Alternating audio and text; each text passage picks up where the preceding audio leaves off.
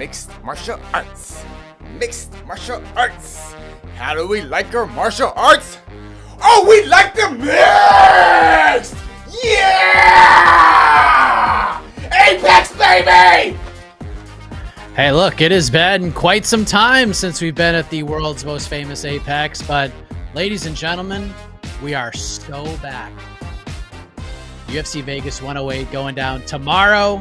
Flyweights in the main event. Tatsuro Taira versus Hyun Sung Park is the main event, and it would not be an Apex card without drama on the scales, ladies and gentlemen. That's what we had at official weigh-ins that just wrapped up not that long ago. We're going to recap that. Talk about UFC Vegas 108 right here on our preview show. Oh, justice for Budai. AK, hashtagging. I was not ready for this. Listen, I was going to do hashtag free Budai, but I guess I guess they did that. So I guess I can't really complain. They did. He is free. He is, unfortunately, is free. So I wasn't sure what the reverse was. I mean, put him back in? Put him back in the Apex? I don't know. Lockdown Budai. Resign Budai? I don't know. It's BS. That's obviously been quite the story over the last 24 hours or so, but perhaps bigger than UFC Vegas 108, is it not, Alexander K. Welcome. Yeah. So by the way, my best friend, like, speak for yourself about missing the Apex.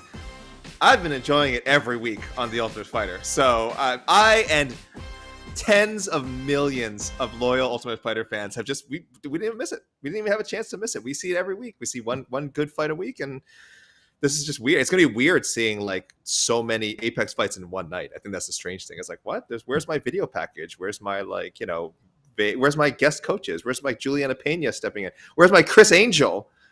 This means nothing to anyone who hasn't watched Tough this season. I'm making all kinds of esoteric references, but yeah, I haven't missed it. I've been in there the whole time, baby. When you say tens of millions, are we talking about the combined viewership over the last 22 seasons? Oh, okay. I thought you were going to say this season because I'm like, even that. Oh man, no way.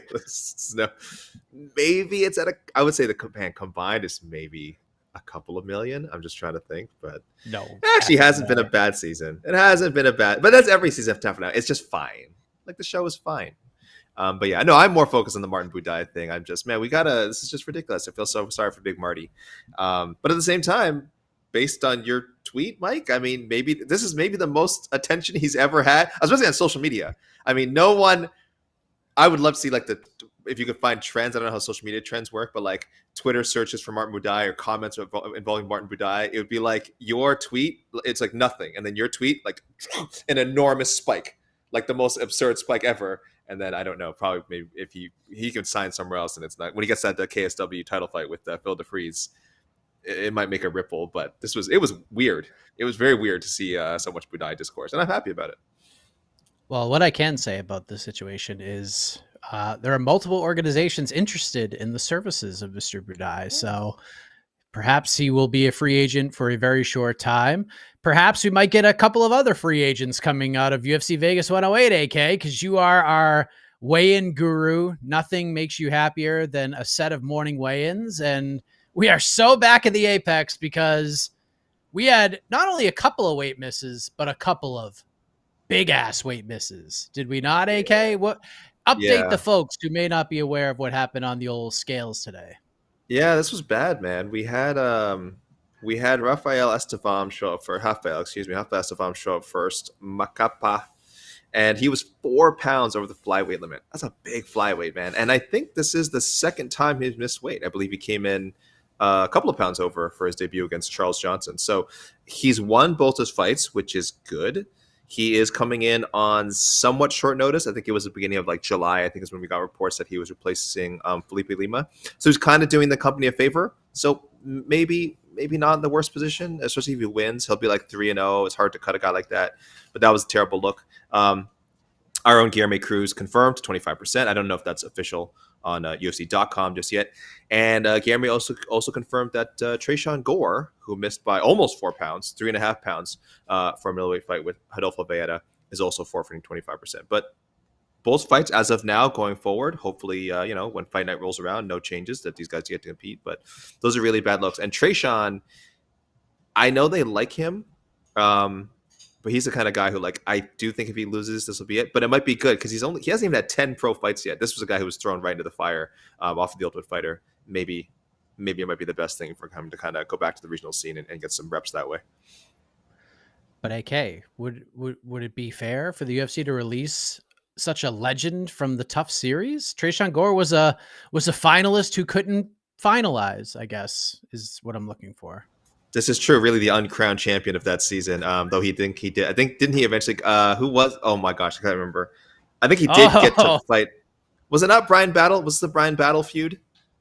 I'm pretty when sure Brian Battle was a middleweight the first time around, and now obviously he's going back up to middleweight because he's having some weight issues. Yeah, so they kind of resolved it anyway. I mean, it's not like we'll never know who was the best middleweight on that season. No, it's Brian Battle. Brian Battle was best middleweight. It's not Trayshawn Gore. I owe an apology, by the way, to Nora Cornole, who I tweeted. I've deleted my tweets. But I feel bad if even a few people saw them. There was like 5 minutes left to go. She's missed weight twice. She's missed weight pretty badly before too, and I thought like, well, there's no way she's gonna make. But she shows up like 2 minutes left to go, makes 136 for a fight with Carol Hossa. I should know never to speak ill of women's bantamweights, and I never will again. So she made. So congrats to Nora. She shut me up big time. Yes, congratulations. Kevin Vallejo had been teasing all week that Danny Silva was going to miss weight, and he made it. Right, so we're good. Yep, that fight pretty early too. Yeah, that fight's gonna be super fun. Obviously, AK, we've retired the gymnastics score. I don't even know if it's fair to even give this card a gymnastics score because let's be honest. And Jed pointed this out on BTL yesterday. 12 fights, which means 24 fighters. Only 33.3% of the fighters have wiki pages. So that goes to show you the level of star power on this card. There are not a ton of stakes here.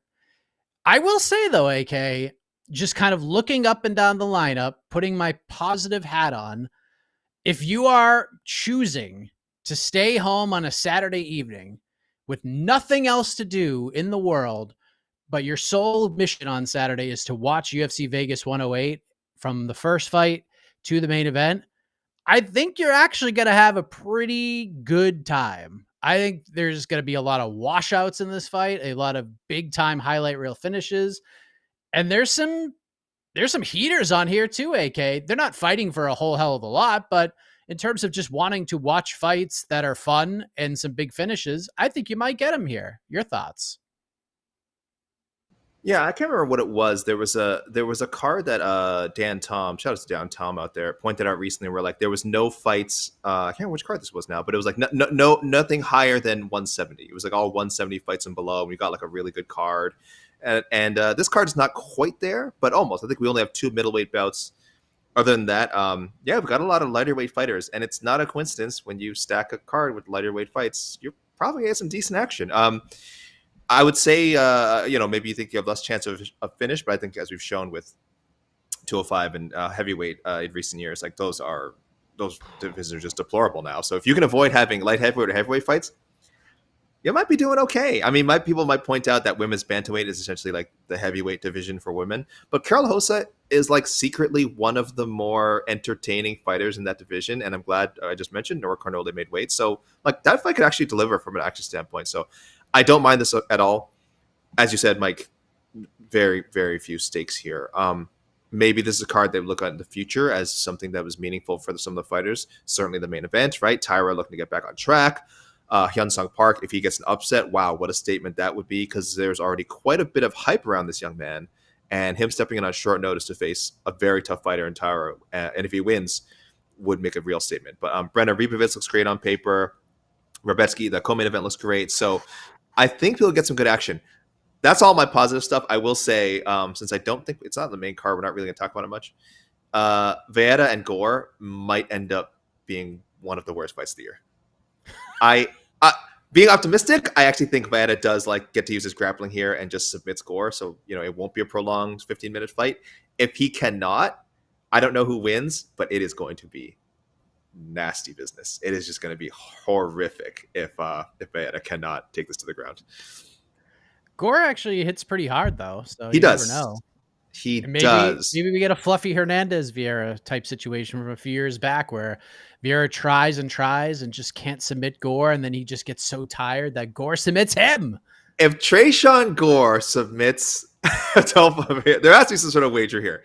I will just say, let's just see. What is it on FanDuel? What is FanDuel saying? Tresean Gore by submission, only plus 850. That's actually not like what I would put that at like plus 3,000, but I don't know. Maybe you're right. Maybe their exact scenario you just laid out, Mike, where like Vanna just totally gasses out and Tresean Gore submits him with like a bulldog headlock or something. I have no idea. Yeah. I have no idea. The betting lines on that fight: will the fight go the distance? No, minus 235. Yes, plus 180. So if you're expecting a slogfest, might want to take a stab at the old plus 180 on that fight going to the cards. But I don't feel like we're going to be spending a ton of time on that fight. So let's go to the main event. Tatsuro Taira, AK, he is back. First fight in almost a year. Last time we saw him was in October of 2024. He had that really fun fight with Brandon Royval, losing a split decision. I got to be honest, after rewatching that fight a little earlier this week, I don't know how any judge could score that fight for Tatsuro Taira, but it was one of those fights, and I even asked Tatsuro about this. Normally when you see an undefeated young prospect getting a spot like this and he loses a fight, it's, oh, he was fraud checked, he wasn't that good, yada, yada, yada. Complete opposite with Tatsuro Taira. I feel like he won over a lot of the fan base by kind of going hammer and tongs with Brandon Royval. There are some incredible scrambles on the ground. He hit Brandon a few times. Brandon hit him a bunch. It was just a really fun, high-level flyweight fight. And if you can hang with Brandon Royval in the chaos, especially for 25 minutes, you can hang with a lot of fighters at 125 pounds. He was supposed to fight Amir Albazi, which obviously would have had more on the line in terms of rankings and accomplishment, but entered the undefeated Hyun Sung Park, who is also very fun, big finisher, and gets this opportunity on just a few days' notice. He was preparing to fight Steve Erceg, so it's not like he just rolled off the couch for this fight. But we talked about this on BTL yesterday, AK, with what was available and what the UFC could have put together. It's pretty darn good, right? We could have just not had a main event. We could have just went with Rebecki and Chris Duncan. There were talks about the surging Waldo Cortez Acosta headlining this card. There were actual talks about this. As of a week ago, it seemed like we might be discussing a Waldo Cortez Acosta main event at the world's most famous Apex. It did not happen. So WCA goes and fights Sergey Pavlovich, but we get Tyra versus Park, and this could be a lot of fun, AK. We would have gotten Waldo versus someone else and presumably lost on the Pavlovich, right? He's scheduled to fight Pavlovich? Yes. Or do you think he was thinking, oh, I'm going to win quickly at Vegas 108 and just do both? I mean, because it's never worked. I can't remember the last person who tried to do that. And like, I don't know if they tried to do it or it just took a long time for the second bout to get like postponed or canceled. But like, I think there was someone who was like, yeah, I got 2 fights booked. So what? And it didn't happen. It just seemed like a very bad idea. But if anyone could do it, it is Salsa Boy. So in that sense, I don't want to compare it to that, Mike. It's very disappointing. But this was a pretty surprising like development, like very smart on the matchmaker's part. Like you said, they knew Park had a fight coming up. He is a guy I think they want to push. So they're like, hey, why not an Apex main event, right? I mean, it's yes, it's a UFC main event, but I think we can all agree it's a bit of a less pressure situation than a road show, certainly less than a main card appearance on a pay-per-view, right? So this is good. This is the right way to bring them along. I'm glad, kind of like they did with Tyra, they're throwing Park into the fire, right? Because Tyra, they just threw him right in there with Brandon Royval, who, I know he had fought Alex Perez, but Brandon Royval and Alex Perez were huge jumps up in competition from Tyra's previous opponents. And you can say the same thing about Park here. This is a real jump up. So even if you're a fan of Park and you think he's even the next big thing, this could be a little bit too much too soon. But I do like the storyline here because I feel like there's stakes for both guys. Again, with Tyra, he's young. Obviously, he doesn't want to take a second loss, but 2 losses in a row is not going to bury him. I think if Tyra loses on Saturday, I would hope, people will just think more highly of Park as opposed to like, oh, maybe this Tyra isn't what we thought he was going to be. And same thing for Park. If he loses, well, you just lost to a guy who's got a bit more UFC experience than you, certainly more highly touted, has a number next to his name in the rankings, and you move on. So yeah, I think the UFC, I'll like big pat in the back to them with what little they had to work with kind of like where this card was. Like we said, it's the, you know, it's a return to the apex. There's not a lot of anticipation about it anyway. They probably could have, like, let's be honest, they could have taken this one off, right? We talk a lot about the UFC not caring about card quality because they have this guaranteed money from ESPN Plus. They didn't have to find all these replacement opponents, so they did, and they've props to the fighters as well, most of all, for for stepping up, because these are some difficult opportunities these people are jumping into. When kind of looking at this fight compared to the Albazi fight, because, you know, he got kind of dusted up by Brandon Moreno in a fight that was not all that competitive. But Albazi is still a top 10 guy, really good. But in terms of like the stylistic proceedings, if you will, is this actually a more compelling fight to you than the Albazi one, considering Park is so unknown to a lot of people? I think stylistically, yeah, and I like Albazi. Like, Albazi gets a bit of a bad rap for, I think, ever since the Kai Car France fight, which was, it was close. It was close. I was fine scoring for Albazi. I know a lot of people saw it for KKF. Totally understandable. No problem with that.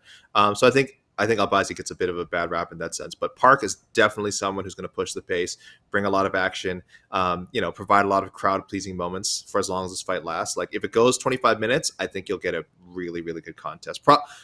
Probably not as good as Royval Tyra, which seems, it's a pretty duh statement given the quality of both those fighters. But if he gives Tyra a competitive fight, win or lose, Park's stock can only go up. Like, there's really no scenario I see other than him getting knocked out in like 10 seconds or something where we regret putting this together. But yeah, I like this. I don't want to say more than the Albazi fight, because I think we all agree it's nice to see two guys with numbers next to their name, regardless of how you feel about the UFC rankings. And it would have had some light contender implications, right? Like, neither Tyra or Albazi was going to get a title shot off of this. But could you have convinced me they get one more fight in 2025, and then that sets them up for a possible title opportunity in 2026? Yeah, especially with Pantoja needing fresh challengers, right? You don't need to be on a 6-7 fight win streak to go up against Pantoja, assuming he's still the champion. Then you need to string together 2 or 3 good wins. Kakar France strung together 1, or maybe it was a 2-fight win streak, and he got his title shot. So yeah, Tyra and Albazi would not have been far off. A little bit trickier now. I think even if Tyra beats Park, because it was a short notice, it's just kind of going to keep him level. Park, I don't know. His stock might just fly up if he beats Tyra. He's actually in a weirdly like beneficial situation. Well, it's kind of interesting you say that, because Tyra feels, look, because of the state of this division right now and what Josh Van has done on the way up, kind of just wiping out a lot of these contenders and ending win streaks and knocking people out of title contention. Tyra's got 1 loss in his career, 1 loss in the UFC, and it was to Brandon Royval in a super competitive fight. And kind of looking at the Pantoja title defenses from Steve Erceg to Kaya Sakura to Kai Kara France, now Josh Van, who, I mean, he's kind of undeniable right now.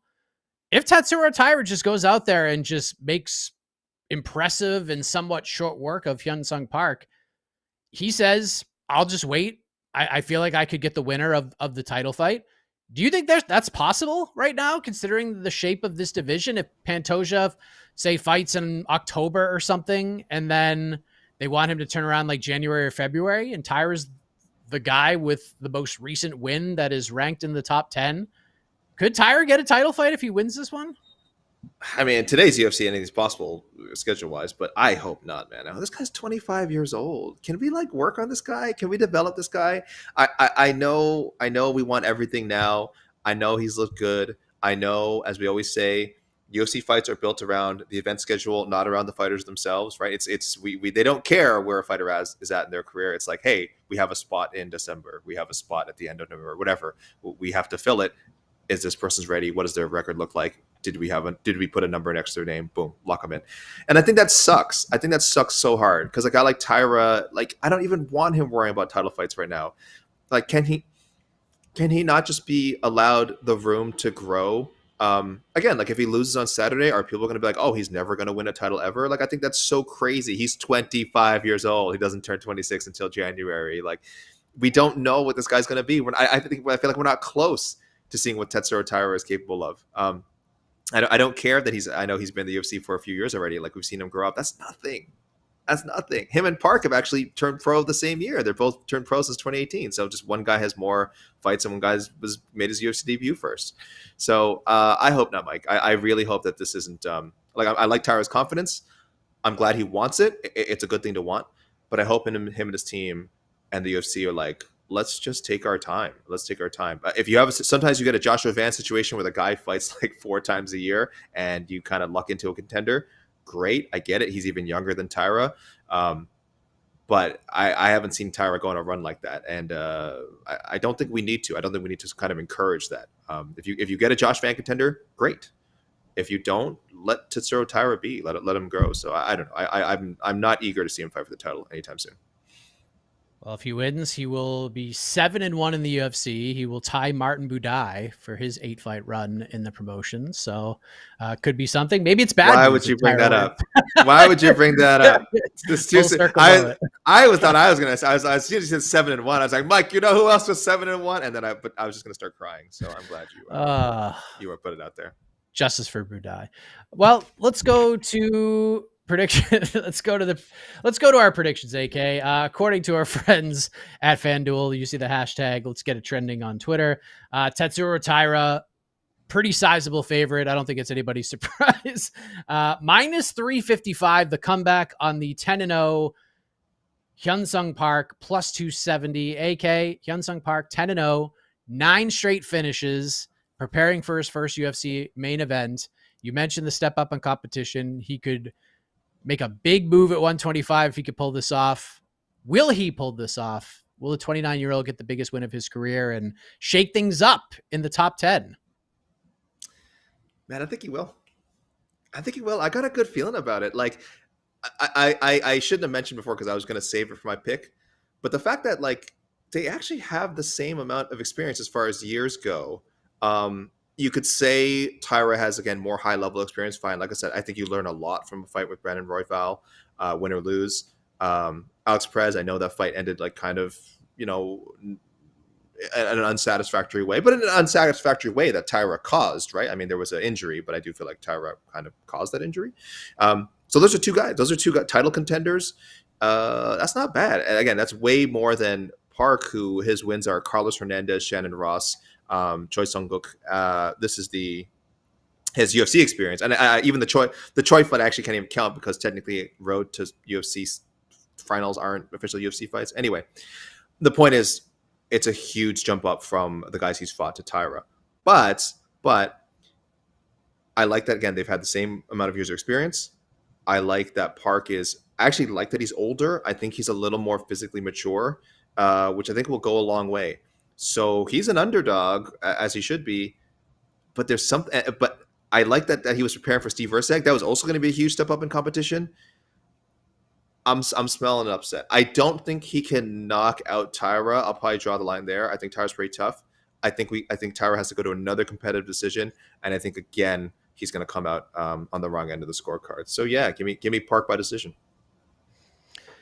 This fight, it's not exactly the same, but the vibes are kind of similar, where and things could look somewhat similar in how the fight plays out. I think Hyun Sung Park's going to look good real early in this fight. I think he probably wins the first round.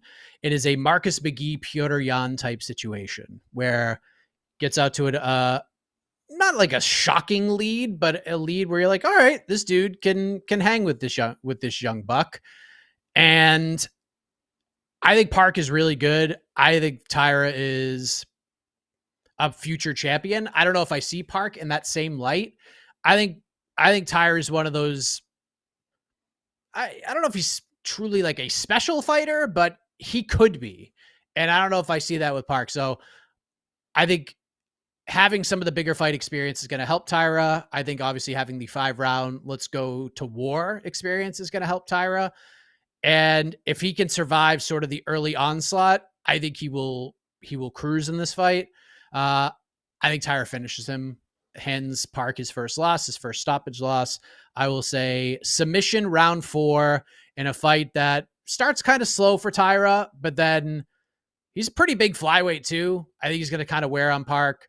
Park hasn't been in this type of situation fighting 5 rounds, and I think Tyra will start to pull away, and then I think he gets it done. Submission round 4, and happy to be wrong, but I think that's kind of how I see this playing out, and I don't think I'm alone in that either. But an upset would certainly be probably the more fun outcome, because flyweight's great. It's a surging division. I think it's getting more respect now than it has in the last 5 or 6 years because of the talent, because of the quality of fights that we've been getting. So should be a lot of fun. I love Mateusz Rebecki versus Chris Duncan, AK. So good. Golly, just So good. pure chaos. And we get Rebecki, and then the fight before that, we get Esteban Ribovic, who had the fight of the year, definitely the round of the year in a lot of people's minds, with Daniel Zellhuber. Ribovic is fighting Els Brenner, who is just a complete get-got chaos merchant. Lightweight rocks, AK, and we have two fights that don't include anybody in the rankings right now, but both will deliver something spectacular. I don't know who said it on Twitter. I wish I could credit them, but they were like, "How can you put some of these guys in the apex? How can you put Rebecki in the apex? How can you put Esteban Ribovic in the apex? Like, these are exciting. Chris Duncan's a finisher. Like, we're talking about the ace, whatever, one side of these fights. Chris Duncan's a finisher. Els Brenner, like you said, get it. Like, these fights should be happening in front of people. You can't put these fights in the apex. These are amazing fights. These are the kind of fights that like someone pays their ticket for, and is like they see a fight like this. They see a fighter like Rebecki, or they see a fighter like Ribovic, and they go like, "Oh, I'm a fan for life. Like, next time UFC comes to town, I gotta go. I gotta get a ticket." Stuffing them apex is just so stupid and so short sighted. But like we said, they got cards to fill, Mike. They had cards to fill. Well, I mean, the good news is Rebecki could just, as long as he doesn't have a fight like he had in his last one, could probably turn around and fight in Abu Dhabi, which is a pretty good spot for him. And Ribovic could, fight in Rio or one of those cards. And, there's spots for them potentially, as long as these fights aren't absolute barn burners that take them out for several weeks or months. You mentioned the women's bantamweight division, pivotal matchup, Carol Hossa and Nora Cornoli. We got Neil Magny trying to avoid the biggest losing streak of his career, trying to stave off 3 straight losses, and will do so as the underdog against Elizeu Zaleski dos Santos. And then Kevin Vallejos, man who gave John Silva probably the toughest fight of his career, taking on Danny Silva. That is your main card. And then the prelims, we got Rinya Nakamura against Nathan Fletcher. Nakamura, huge underdog. We mentioned the Adolfo Vieira, Trayshawn Gore fight. I wish they moved favorite. One. Oh, sorry, Mike. You said Nakamura was the underdog. Favorite. You mean favorite? Favorite. I'm sorry. Minus 420. Yes, definitely. Favorite. Yeah. Nathan Fletcher, the big underdog. My apologies. Yeah. Yes. I wish the UFC would make a decision, be like, "Yo, Trayshawn missed weight by a lot. Let's make this the first fight of the night." And then Casey and I could do a watch along for it, which would be incredible. So if you want to do that, UFC, you're welcome. Nick Klein versus Andre Puliev takes place on the prelims. We have Austin Bashi, the biggest favorite on the card, at minus 750, welcoming John Yanis to the UFC. Rafael Estevam, big favorite, minus 520 against Felipe Bunez. And Pierre Rodriguez is back as a big favorite against Ketlin Souza, AK. So what's the low-key banger? What's the one you're most excited about that probably won't get a lot of mentions? I mean, normally, like I said, I have a laugh about the middleweight bouts. Normally, I would say, "Oh, you gotta," I've already said watch Valletta and Gore, because it's going to be either a great, beautiful grappling from Valletta, just a pleasure to watch on the ground, or if you can't get it there, a complete shit show. Does it have to be in the prelims, Mike, or are we just saying anything outside of the top 2 fights? Whatever you think is kind of like flying under the radar and could be really good. I legitimately want to shout out Carol Hossa and Nora Cornoli. Like I like half jokingly, I'm always like, boosting the women's bantamweight division. But I will say, I think at this point, it's better than heavyweight in the UFC. I don't even think that's like a crazy thing to say. I guess if you want to look at the very top of heavyweight, okay, I understand it's very dire, the rankings, but putting the rankings aside, like you can get some decent scraps out of women's 135. I think the Cornelian matchup is really good. Like, I think that's like perfect matchmaking. I think it belongs in the main card. I think even if this were like on the road and not just Apex, this would be not a pay-per-view, but like a fight night on the road. I think this would be a main card fight. So from an action standpoint, I actually am really looking forward to that one. I was very worried about Cornele making weight, but she did. No issue there. They're going in. So don't have a pick for that fight, but I think there's like, I want to say there's fight of the night potential, but that's only assuming like that Rebecki, Duncan, and Brenner maybe like end in a finish. Because if either of those go to decision, one of those is probably your fight of the night. Yeah, I think there are a lot of fights that could be very fun, and there could be a lot of big finishes on this card. I'm interested in Austin Bashi because this dude has just kind of steamrolled everybody he's fought and then lost his UFC debut. And when you steamroll everybody and lose, sometimes that just plays with your mind a little bit. And look, John Giannis is not a world beater, but he's a finisher, and he's fought pretty decent dudes on the way up. Like he had a really close fight with Cameron Smotherman. He's got a win over Mo Miller, who like back in like 2019, 2020 was one of the top prospects pound for pound in the sport. So, I mean, he's fought like some decent dudes. So it's not like the easiest fight for Austin Bashi.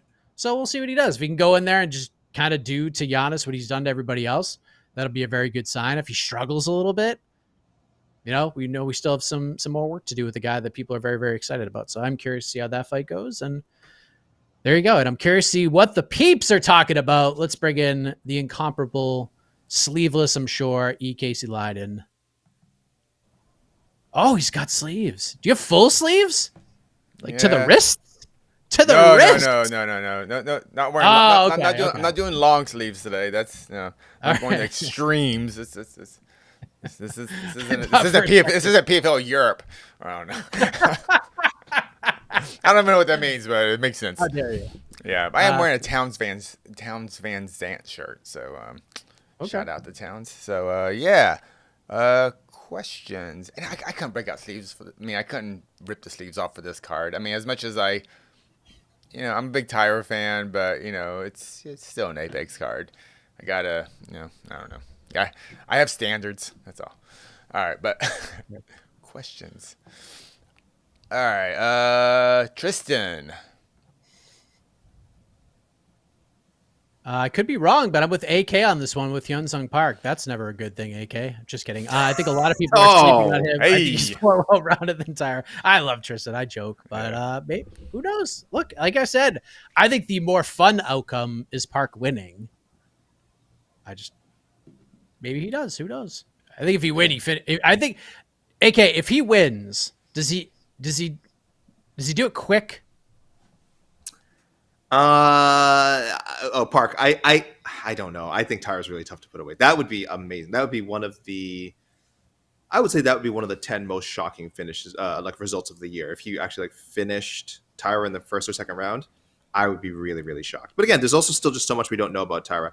Anytime you have a guy who's this young, really almost nothing should surprise you. Because we were all young once. I think we all remember being pretty inconsistent, maybe erratic, regardless of what your profession or path was. And being an athlete is just like extraordinarily volatile, especially being a fighter. There's just like, we have no idea. We know so little about these people's lives. Beyond, we see them at media day, we see interviews, we see social media clips, but like, you don't know what version of this person you're getting. Did he become 100 times better fighter after the Brandon Royval fight, or did the Brandon Royval fight like really hurt his confidence, or did it put him in a weird headspace? Did the late opponent change put him in a weird headspace? We don't know. So like, Tyron might be the most gifted fighter in the world, but at 25 years old, you don't know who's going in there. That's kind of one reason I'm leaning towards Park. Not that being 29 makes you like some wizened old veteran, but there is a maturity difference. Like that 4 years is a lot of life in there. So yes, Park via maturity is my official call for the fight. I don't think a maturity thing is going to come into play. Tyra, he's very. I think Tyra via experience could be the factor. But Park is. I didn't realize that he is a freaking finisher. He's a flyweight finisher. That is wild. So I think, Mike, you're correct. If Park comes out big early, and can kind of just overwhelm Tyra in the first couple minutes, maybe in the sense that Tyra, the new opponent change. You have this big camp. You're facing this wrestler. This guy you perceive is going to be a lot of like heavy wrestling, and you just have a different face in front of you all of a sudden. That's got to be just a weird adjustment. So definitely, I think Park could take it early, but I'll be shocked. The bigger shocker would be if Park could win a dominant decision. I feel like that would actually be almost more impressive. It'd actually be more impressive if Park can get a 50-45 on someone like Tyra, rather than kind of overwhelming him just kind of because it's MMA, anything can happen. So I do like this fight though. I think it's a pretty awesome fight. I wouldn't have minded if this fight was like the original fight, honestly. But the late notice thing kind of sucks. So, and it's 5 rounds, correct? 5 rounds. Yep. Yes, that's what I said. If Park can get the extra 2 rounds and still dominate, that'll blow me away. It might even be like that kind of Josh Van type of who did Josh Van get the fight of the year with? Roval, yeah. Roval. Type of. I know he won't go to a title shot, but all of a sudden he's like, oh crap, we have a true contender right here. And Park can be a contender. He just needs the opponent to prove it. So I like this main event a lot. Mm-hmm. Yeah. Park has seen the 3rd round twice in his career. He saw it in his pro debut where he won a unanimous decision. And then he saw it in his UFC debut where he got a 3rd round finish. All of his other fights have ended inside of 2 rounds. So it's going to be interesting to see. So I think it's going to be fun as hell. Yeah. I think it'll be fun. We got a super chat coming in from our good friend RS40. Thoughts on Nate versus Max? I prefer Chandler at 170. So, yeah, Nate Diaz calling out Max Holloway for holding the belt that he fought for but lost in the fight that he fought for that belt. It was the his creator belt. Of the belt. It was his belt. I mean, he put the idea in existence, but then he fought for that belt and lost to Masvidal. So technically, he was not the champion. He was just the creator of said belt. Yeah, do you like this? Do you like this idea? Like I see people that I respect immensely trying to put over this idea. AK, your thoughts? Do you want to see? What are your interest levels for Max Holloway versus Nate Diaz? I mean, I'm into it because I know it'd be a good fight. It'd be a cool fight. Stylistically, it'd be great. You're definitely getting a fun fight. It's not anywhere near in my top 3 options next for Max Holloway. Nah, I'm good. I could do without it. If the fight never happened, if we never got Nate versus Max, I'd be like, that's okay. It'll be fine. Again, and I say this knowing the buildup would be pretty fun. The fight itself would be great. We get another. It's almost definitely going the distance. You get another Max Holloway point to the middle moment. Like Max is in this great position now where he's kind of playing the hits. He's kind of like, I know he's still someone who can always fight for a title, but if he never does, I don't think anybody should care, right? He's both in the perfect balance of he is a title contender, but he's also in a fun fights phase. It's very weird. It's very weird to be in that stage, and it's almost nearly impossible to get there, which is why I think Max's career, when we look back on it, we'll be like, well, that was one of a kind. Like there was literally no one who had a career like Max Holloway. And like I said, there's still plenty of big fights left. So if he fit this Nate one into his schedule, as opposed to, again, facing one of these actually like ranked guys at 155, sure, fine, good time. The other suggestion here is there a Chandler versus Nate? Is that the suggestion? Mike Chandler versus Nate at 170? If that's what he's suggesting, I am more into that than Nate. Yeah, that's cool. That's a good suggestion. And also, like, just continues Michael Chandler's just crazy UFC run where, like, all he does is get big fights. Doesn't matter how much he loses. This guy just keeps falling backwards, falling up. And again, he has an exciting style. Like let's give him credit. It's not like, oh, why does this guy keep getting these fights? It's because he's putting on fight of the nights. He does dumb stuff during fights. Instead of trying to like actually get out of back control, he's running to the middle of the cage like a cartoon character and like throwing Charles Oliveira back. It's great. Chandler learned that this is pro MMA. If you want to make money, you have to be a pro wrestler. That's all Chandler did. I hate Bellator, he was a mixed martial artist. In Yes. the UFC, he is a pro wrestler. Because it doesn't matter. It doesn't matter if you win or lose in pro wrestling. It's just a show you put on, and that's all Chandler's doing. That's all he's doing. And taking some and getting CTE too, but whatever. Casey, we don't talk about that. Casey, we don't talk about that. He's 2-5 in the UFC. Martin Buday, I'm sorry to bring this up again, was 7-1. And guess what? Michael Chandler is not just employed. He's getting main card pay-per-view opportunities, co-main events. it's just how the game works, guys. It's just like, yeah, put it back up there. Put it back up there. Pin it to the. I gotta make a post. Just pin it in our YouTube channel. Like that's it. Actually, just you have access. Change the front page MMAfighting.com to Justice for Budai. The yellow banner. Break out the yellow banner, like for for Budai. Breaking news. Justice for Budai. Yes, we need it. Hey, He'll be fine. He'll be fine. I mean, if Nate versus Max happens, I don't think Max goes to 170 to do it. I think Nate would have to go to 55. I don't know if Nate's making 55 at this point in his life. Okay. And if he does, I think Max just runs him. Like, I don't know. Nate's what, 43? He's almost 40. How old is Nate? No, Nate's not 40. Is Nate 40? Is he 41? Nate's got to be his 40s. Let me just double check on this. Nate Diaz is 40. 41. Yeah, he is 40. He is 40. All right. We just say 43. Is that what you said at first? I thought maybe I got to. Yeah, I got to. I think Nick's 43. I think Nick's 43. Yeah. But still, he's 40, man. He's 40. And I don't know, man. I don't know. Okay, I'm gonna be a weirdo. Maybe I'm on an island. I like this fight actually a lot because I'm on another island I'm on. I think Max should get a title shot. I don't care. I think Max beat Dustin convincingly. Max beat Gaethje, 2 top 5, top 6 lightweights. I think he should get a rematch of Topuria. I don't care. Maybe not this time. Maybe not next. But after everyone ducks Armin, give it to Max. But since they're not going to do that because everyone's like, well, he lost at 45, which I don't care about. I like this fight because this is what the BMF, the baddest motherfucker in the game, was supposed to be about. It's just kind of supposed to be wild card fights. And I like it at 170. I've always felt like the BMF should be kind of, you fight either one class above or one class below, in the sense that it's kind of just, or the guy below kind of comes up. And this would be Max kind of going to 170. Again? He just went up. Max just went up? When did Max go up? To 170?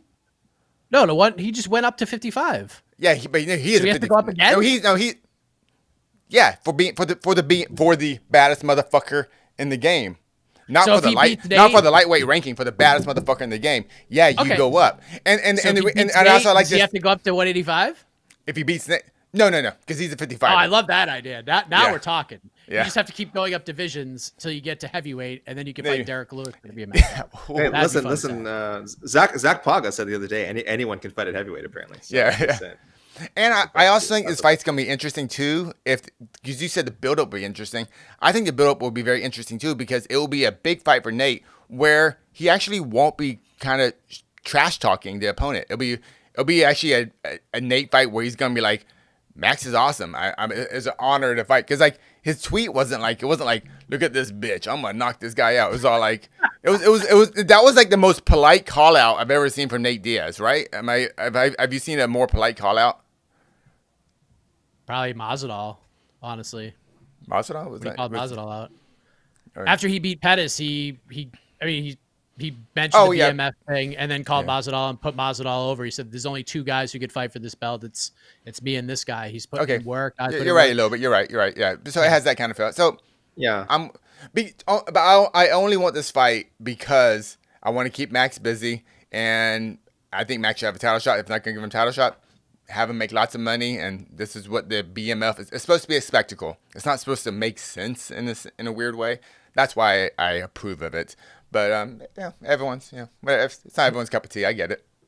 Nate versus Chandler would be so funny because that would Conor be funny. McGregor would lose his effing mind. He already has. More so whatever is left. Yeah, whatever is gone.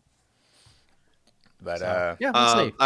I was gonna say if Nate Max happens, someone needs to do one of those edits where they put the faces on, like, on a movie scene, the Scarface when he quits his job in Half Baked, the F you, you're cool, F you, and if you're like F you Masvidal, F you Connor, you're cool. You put Max's face on that old lady, F you to, I don't know, whoever else Nate hates.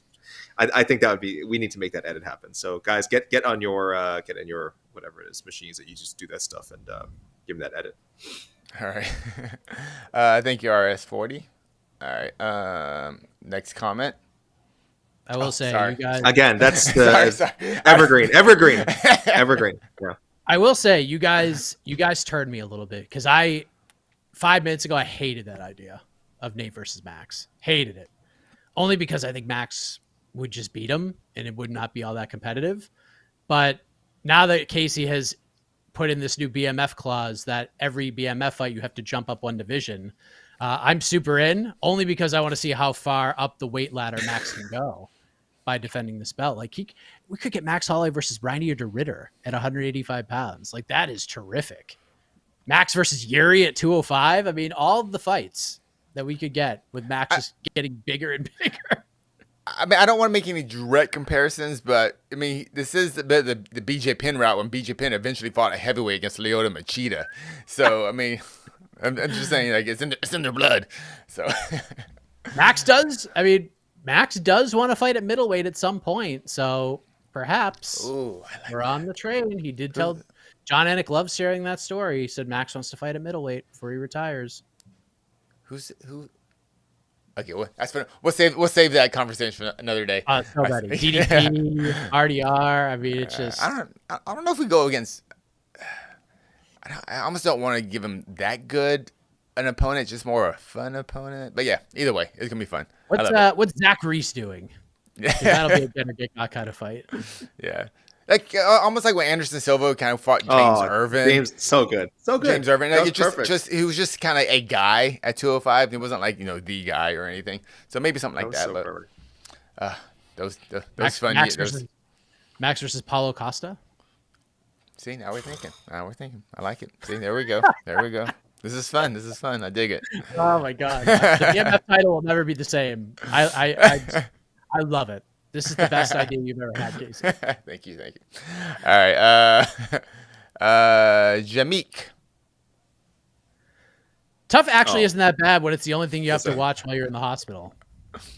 Casey, did you see the comment that was right below that? I should ban both these people. If you can scroll up, I am not. No, I'm not here for this. Matthew R. then immediately replied, Jakeem, that's how I felt about the Fast and Furious when I was there for 3 days. Okay, listen. Wow. You're taking shots. You're taking shots at two American institutions, and I won't have it.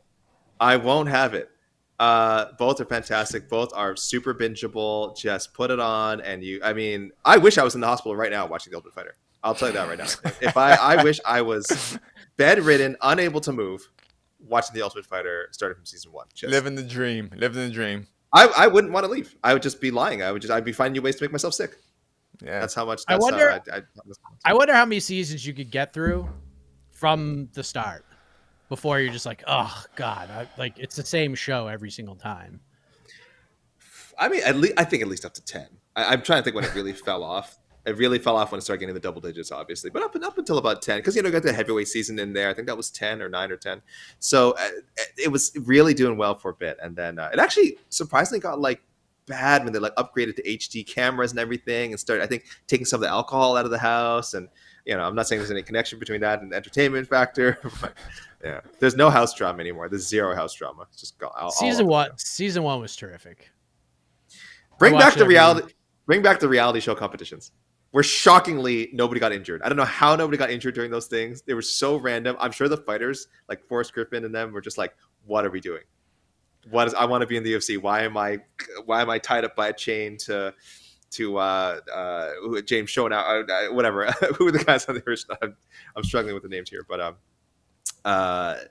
and running around the desert. I don't know, but it was a good time. Okay, we are going to work on a video series, and you're going to do classic top 25 tough episodes, not seasons, tough episodes. I want you to break it out episode by because you're gonna find golden nuggets in season 38. I don't know. I really won't.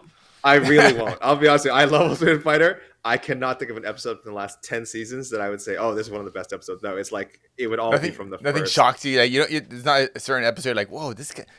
I feel like every once in a while, maybe not the whole episode, but you watched. They'll be like, yeah, no, I know.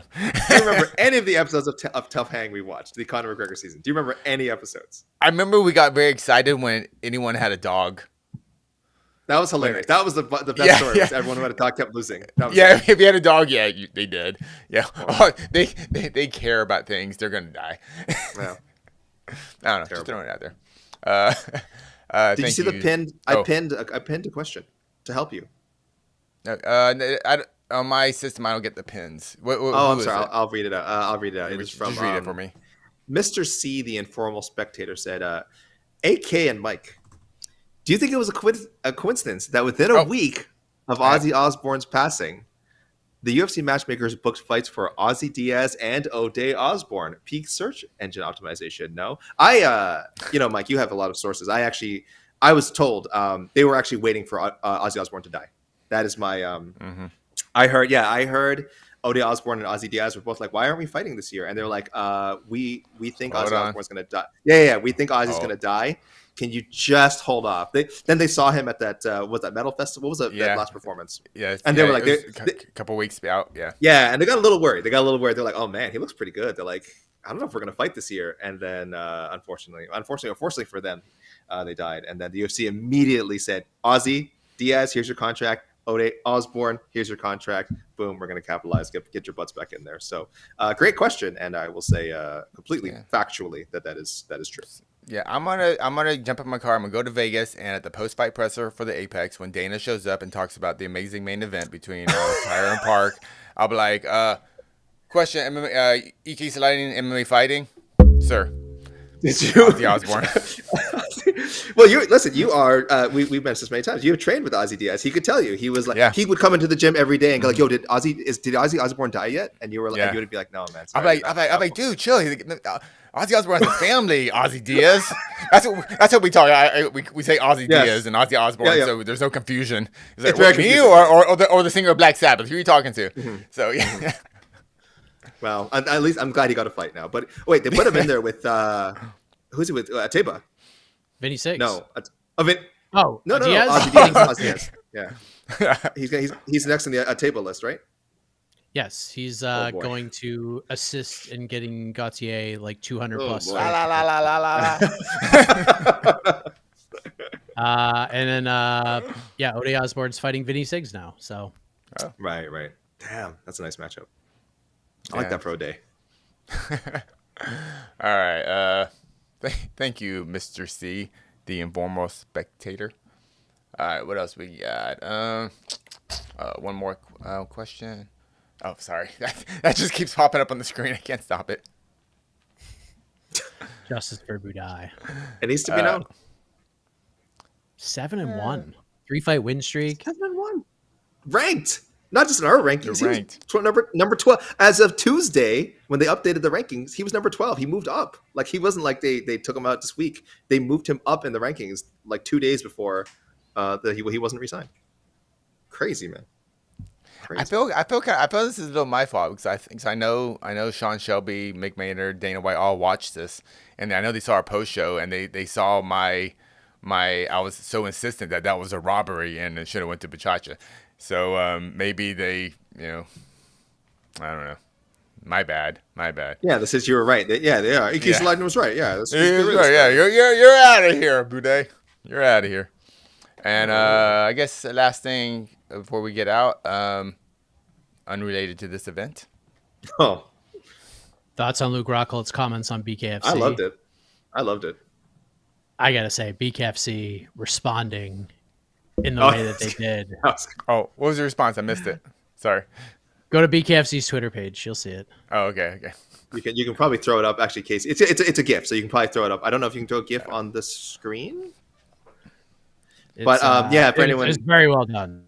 Anyone who missed the drama, it was Luke. I believe he was talking to our own Damon Martin. No. Yeah, it was Damon. Yes, our own Damon Martin, and he told Damon.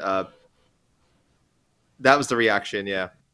But he told Damon Martin like he did not own BKFC experience and saying like, "Oh, it's just a dumb sport." That's a quote. And it's only about who is willing to lose their face first for effing nothing. So very strong quote. He then went on to say like we should add kicks to bare knuckle fighting. And I'm like, Luke, what are we doing? What are we talking about? What I'm into barefoot fighting, and I'm like, you were MMA. You did that. Yeah. It's called MMA. It's called kickboxing. We've done this. Did Luke Rockhold fight for free? Did he realize he went out there for money? It was a prize fight. Like you didn't just do it for nothing, man. You didn't just show up. I'm sure he enjoyed the money, but his. Wait, why did he do it for nothing, man? Like Luke, man. His face got mangled by Mike Perry. It did. But that's what everyone knew that coming in. bare knuckle is like, you remember the very end of The Princess Bride? It was like, what was it, To the Pain or something, when they're both chopping off pieces of their face, or the idea of chopping off pieces of their face. That's what bare knuckle is like, and that's why Mike Perry's so freaking good at it. It's like, who can tolerate the most amount of pain? Who can finish this fight without their lower teeth? You know, it's like, and that's what it is. That's part of it. So like, who can keep punching you in the skull with 3 broken knuckles? That's the game. So Luke Rockhold found out. Yeah. He thought he was going to change the game, Casey. He's like, I'm going to go in here and show them like how bare knuckles really done. And then he was in there with an insane person in Mike Perry and got effed up, and then realized like, oh wow, I am way out of my element. Should not have done this. And I don't know how his boxing match with Darren Till's going to go. I mean, that could be. I actually think it's going to be fun. But again, this is me being optimistic. It could also just be ugly as F. It could be a horrible fight. It could be horrible. All right.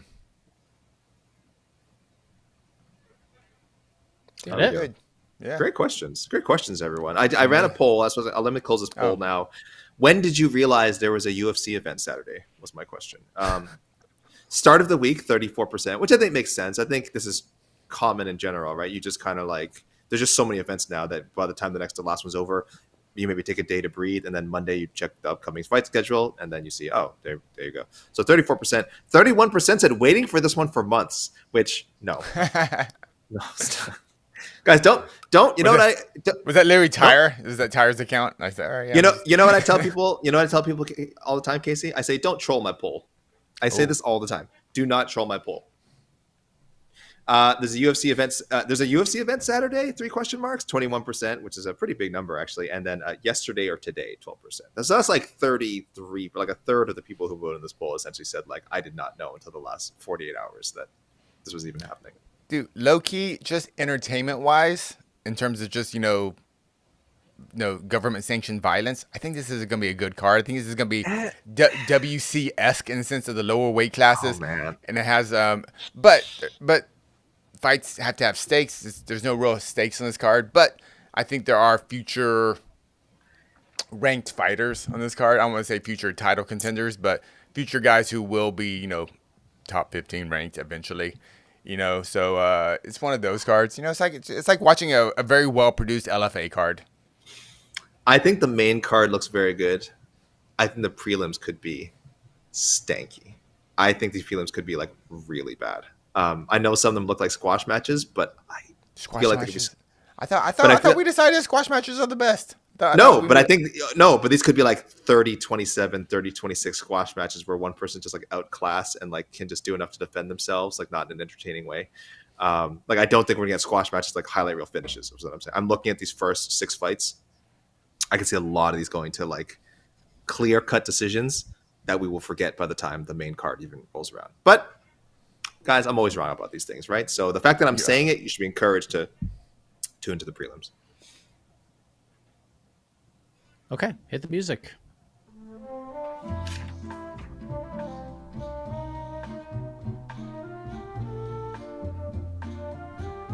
I will leave you with the hashtag that is already sweeping the globe, ladies and gentlemen. Justice for Budai. Thank you for watching, everybody. We'll see you tomorrow, 5:30 p.m. Eastern for the People's Free Fight Show. Until then, have a great rest of your Friday. The hashtag's dancing. Good job. We're gonna ride the whole song out, AK. So it's just.